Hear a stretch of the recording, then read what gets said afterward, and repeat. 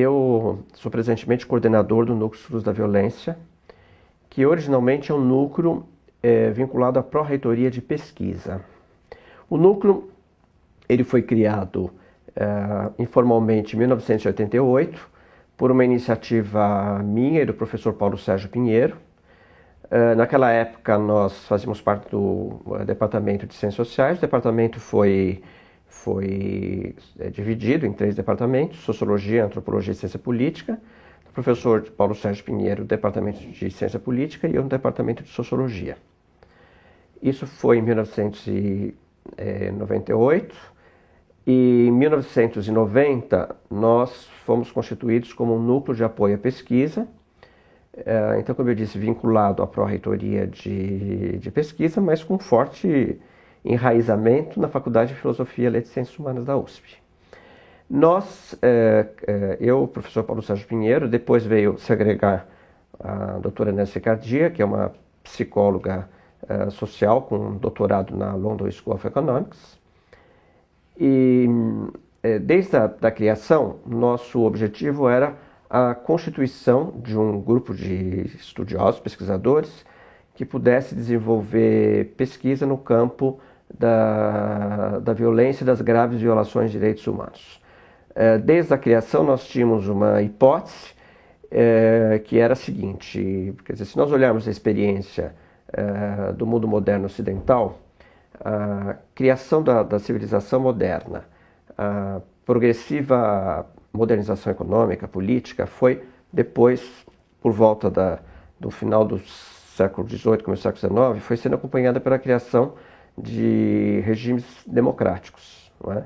E o que nós constatamos é que em todas as sociedades onde o regime democrático foi se consolidando, a violência e as graves violações de direitos humanos foram sendo controladas, né? Não quer dizer que elas tenham sido extintas, mas elas foram sendo controladas. Nós esperávamos no Brasil que, com o fim da ditadura militar, né, nós começássemos um processo de pacificação interna da sociedade, né? Que, de alguma maneira, o fim da perseguição política, o fim vamos dizer, das ameaças à integridade física dos dissidentes políticos, né? O fim vamos dizer, da censura, enfim, a consolidação das liberdades civis e públicas inerentes à transição democrática e depois à consolidação da democracia, acarretasse também a consolidação de uma sociedade internamente pacificada, né? Mas não foi o que aconteceu, né? Quer dizer, com o fim da transição e o começo do processo de consolidação democrática, o que nós vemos, o que nós assistimos como cidadãos brasileiros, né, e nós como pesquisadores preocupados, foi uma explosão de conflitos sob diferentes modalidades, né?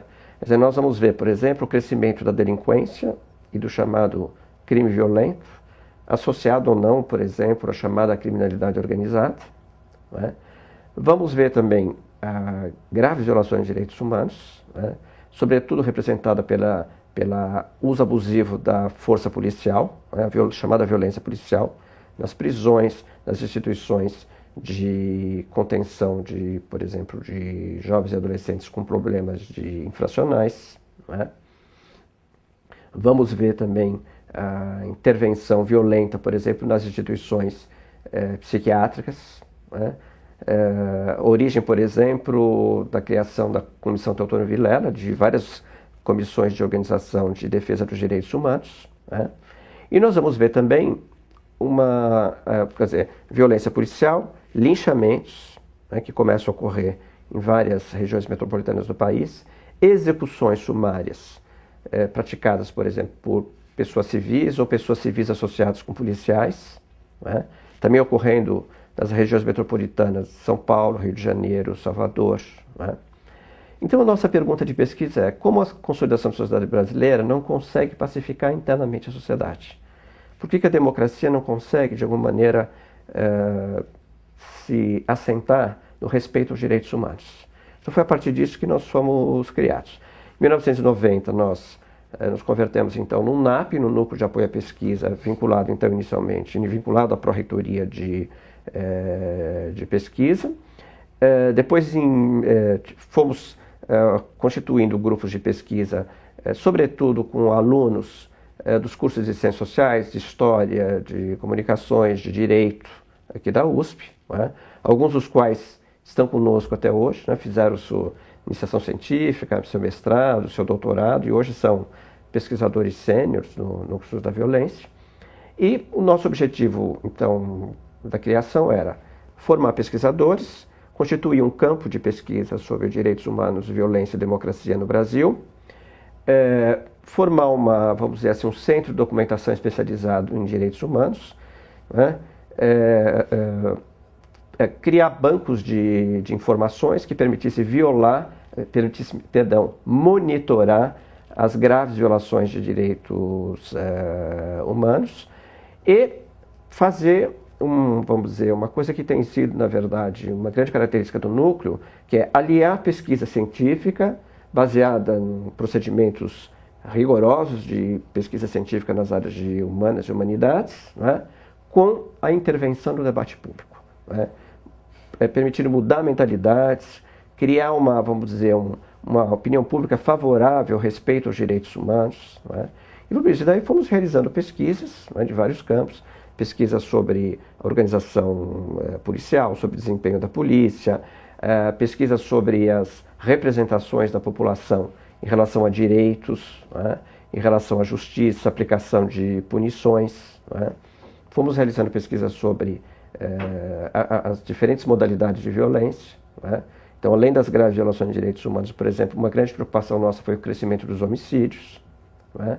E também várias outras iniciativas. Eu estudei durante muito tempo a questão do monopólio estatal da violência através do estudo das organizações do sistema de justiça criminal, polícia, Ministério Público, sistema de justiça e as prisões, né?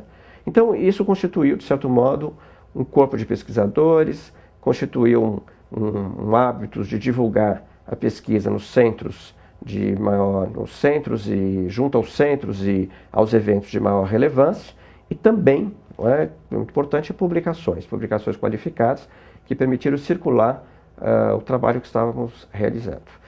Depois, em 2000, nós nos convertemos num centro de referência da FAPESP, o CEPID, que é um centro de pesquisa, inovação e difusão de conhecimento, né? Em 2008, nos constituímos como uma sede de um Instituto Nacional de Ciência e Tecnologia do CNPq, denominado Violência, Democracia e Segurança Cidadã, e participamos em 2010 do edital aberto aqui na USP para a promoção da pesquisa, né, e também para a pesquisa entre interunidades, né, que pudesse agregar pesquisadores de outras coisas. Eu acho que, para finalizar essa introdução, eu gostaria de lembrar que a pesquisa no núcleo é uma pesquisa efetivamente interdisciplinar, né?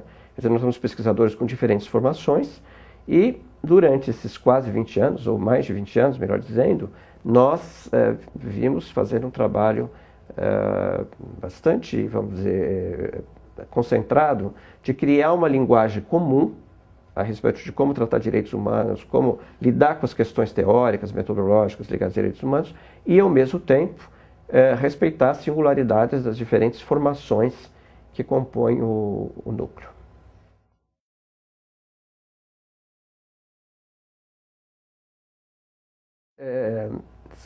Sim, nós desde o começo entendemos importantes abrir um diálogo permanente com todos aqueles que têm, todos os grupos, né, organizações da sociedade civil, agências governamentais, não governamentais, que possam ampliar o respeito aos direitos humanos e o reconhecimento dos direitos humanos como um esteio da democracia, né?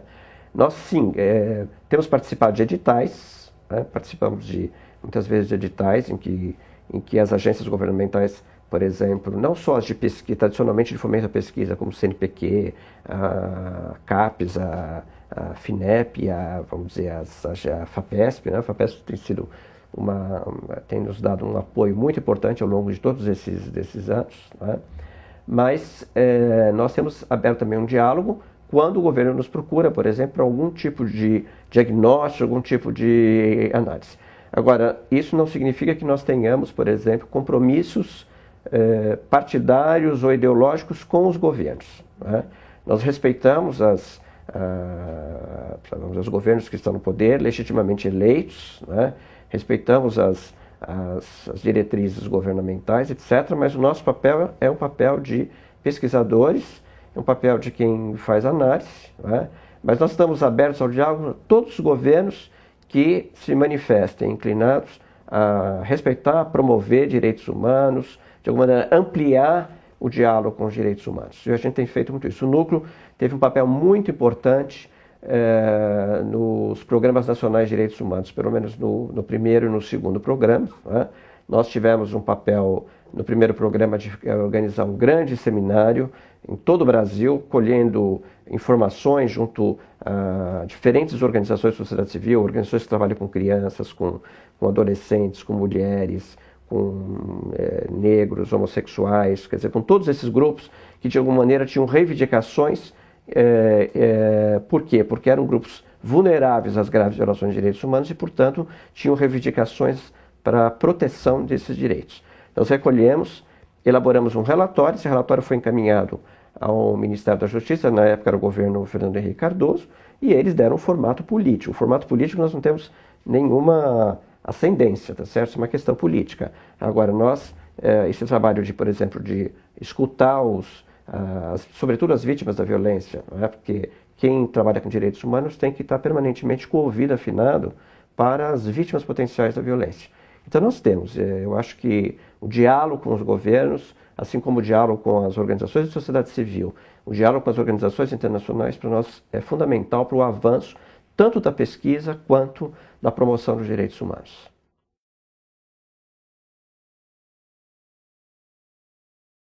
Bom, eu creio que o Núcleo é uma instituição que, enfim, já se manteve nesses mais de 20 anos, e eu creio que é uma instituição que se enraizou na Universidade de São Paulo, é uma instituição da Universidade de São Paulo, com fortes ligações aqui com a Faculdade de Filosofia, de quem sempre tivemos muito apoio, quer dizer, eu nunca tive nenhuma restrição, a faculdade sempre teve, todas as vezes que fizemos atividades em conjunto, sempre tivemos muito apoio e colaboração, também de outros organismos aqui da USP. Agora, o que eu espero é que essa geração nova que está se formando, que venham ser os futuros dirigentes da instituição. Eu me proponho a ficar mais alguns anos, até porque estamos numa fase de renovação de financiamento, renovação de pesquisa, mas a minha preocupação é com a formação das novas gerações, para que haja uma renovação de pesquisa, para que haja uma renovação de perspectivas, para que a gente possa acompanhar os desdobramentos sobre direitos humanos no plano tanto do debate internacional quanto do debate nacional.